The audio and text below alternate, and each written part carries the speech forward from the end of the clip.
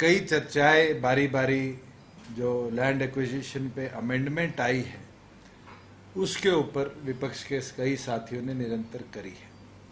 मैं कई डाटा आपके साथ जरूर शेयर करना चाहूँ कि जनवरी 2021 से लेकर अगस्त के अंतिम दिनों में हम बैठे हैं और ई भूमि के माध्यम से अलग अलग 49 प्रोजेक्ट्स के लिए, जो कि नॉन लीनियर प्रोजेक्ट्स थे, जैसे एयरपोर्ट एक्सपेंशन की बात थी, मंडी बनाने की बात थी, सीवरेज ट्रीटमेंट प्लांट के लिए ज़मीन की बात थी, अलग अलग 49 प्रोजेक्ट्स के लिए हरियाणा सरकार ने 845 एकड़ ज़मीन किसानों से ली है, जिसके बदले में 360 करोड़ के लगभग पैसा किसानों को मिला है। और उसके अंदर प्रोजेक्ट्स भी बड़ी वेरिएशन के हैं, जैसे एम्स रेवाड़ी है, जो कि बहुत लंबी एक मांग भी उस इलाके की थी, लोगों ने उसके लिए संघर्ष किया। हमारी 3 दिन पहले बैठक हुई और 40 लाख रुपए प्रति एकड़ के हिसाब से 140 एकड़ जमीन किसानों ने अपनी सहमति से उस प्रोजेक्ट के लिए देने का काम किया। करनाल एयरपोर्ट की हमारी एयर स्ट्रिप के एक्सटेंशन का काम था, 52 एकड़ जमीन उसके लिए आए। जींद हमारा पुराने जिलों में से एक जिला गिना जाता है और एक बहुत बड़ी समस्या जींद के अंदर पीने के पानी की थी और उसके लिए ओवर द पीरियड हमारे प्रयास भी रहे कि वहाँ वाटर वर्क्स की जो एक डिमांड है उस शहर की, उसको पूरा किया जाए। और पिछली जो हमारी ई भूमि की बैठक थी, वहाँ किसानों ने अपनी सहमति से 46.9 एकड़ जमीन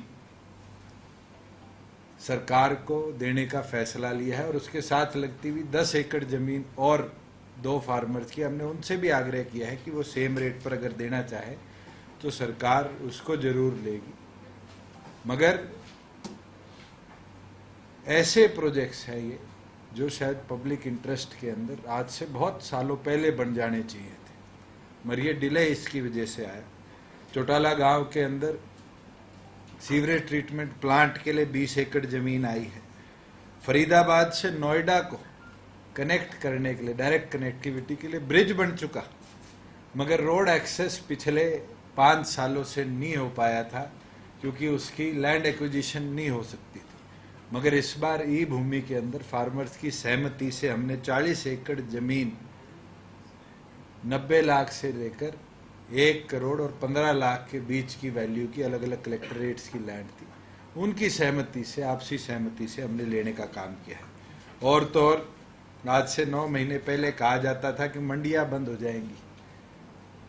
इस पिछली बैठक के अंदर हमने सिरसा के अंदर नई अनाज मंडी, क्योंकि शहर की मंडी बहुत छोटी पड़ती थी और प्रोक्योरमेंट पैडी की, वीट की बहुत ज़्यादा वहाँ पर है, कॉटन की बहुत बड़ी मंडी है, 56 एकड़ ज़मीन अलग अलग फार्मर्स से, जो हमारा नया नेशनल हाईवे का बाईपास बना है NH9 का, उसके ऊपर 56 एकड़ ज़मीन नई अनाज मंडी के लिए हमने लेने का काम किया है।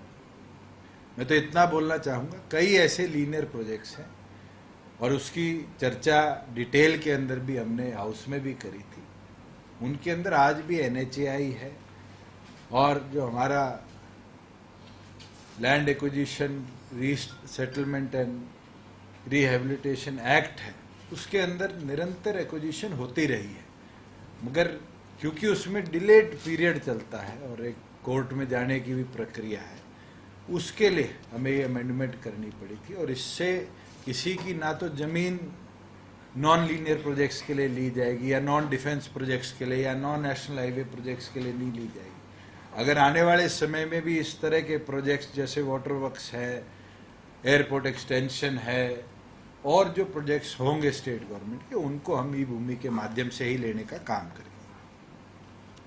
जहाँ प्रोक्योरमेंट की बात आती है, मैं आपके साथ साझा करना चाहूँगा, खरीफ के सीज़न में हमने टोटल 15,325 करोड़ रुपया फार्मर्स के खाते में डीबीटी करने का काम किया। इसके अंदर जो हमारे आड़ती भाई हैं, उनको 340 करोड़ रुपया जो उनकी सर्विसेज है, उनकी आड़त है, दामी के तौर पे देने का काम किया।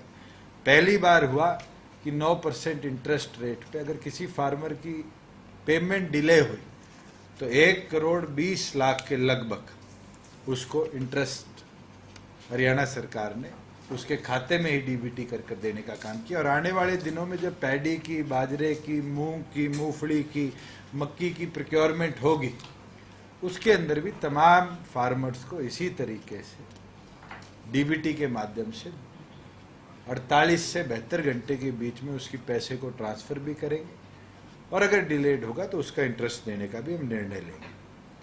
पैडी के लिए रबी के अंदर मैं आपके साथ साझा करना चाहूँगा कि जीरी के लिए 199 मंडी पूरे हरियाणा में हमने नोटिफाई कर दी, और 25 सितंबर से 1940 रुपये प्रति कुंटल एमएसपी के ऊपर हम जीरी खरीदने का काम करेंगे।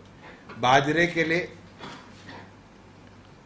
86 मंडियां प्रदेश भर के अंदर नोटिफाई करी गई हैं। मक्की के लिए 19 मंडियां पूरे प्रदेश भर के अंदर नोटिफाई करी गई है। मूंग के लिए 38 मंडियां और मूंगफली के लिए 7 मंडियां प्रदेश के अंदर नोटिफाई करी गई है। एमएसपी में आपके साथ साझा कर दूं, बाजरे का 1250 प्रति कुंटल है, मक्की का 1870 रुपये प्रति कुंटल, मूंग का 7275 रुपये प्रति कुंटल और मूंगफली का 5550 रुपये प्रति कुंटल है, जिसकी प्रोक्योरमेंट 1 अक्टूबर से तमाम डेजिग्नेटेड मंडियों पे करी जाएगी। बाजरा 2250 रुपये, 2250, मूंग का 5550 रुपये प्रति कुंटल, मूंग का है 7275 रुपये प्रति कुंटल, 38 मंडियां हैं। मूंगफली का 5550 रुपये 7 मंडियां हैं। मक्की की 1870 रुपये 19 मंडियां हैं।